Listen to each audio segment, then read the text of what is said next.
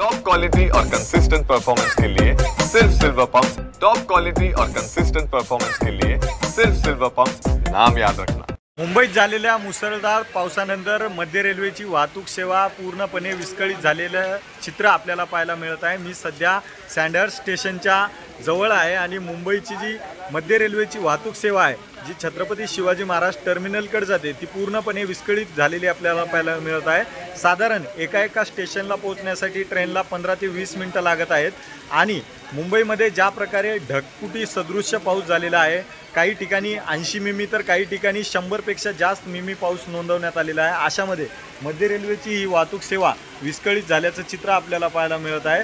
खरं तर मुंबईमध्ये झालेला पाऊस ढगफुटी नाही असा IMDने जरी सांगितलं असलं तरी या पावसाचा मोठा परिणाम साधारण मुंबईकरांवर आपल्याला पाहायला मिळत आहेत।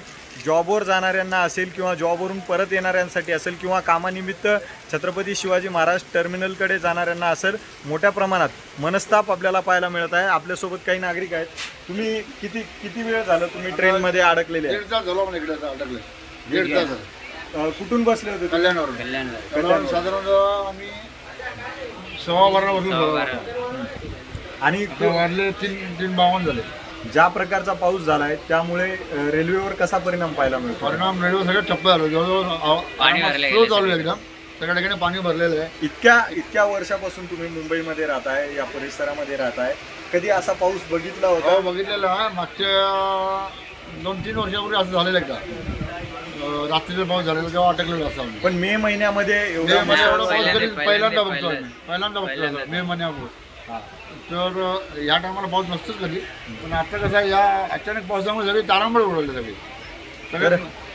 मे महिन्यामध्ये एवढा मुसळधार पाऊस मुंबईकरांनी सुद्धा कधी अनुभवलेला नव्हता। मात्र या पावसामुळे पूर्ण जनजीवन जे आहे ते विस्कळीत झालेलं पाहायला मिळत आहे।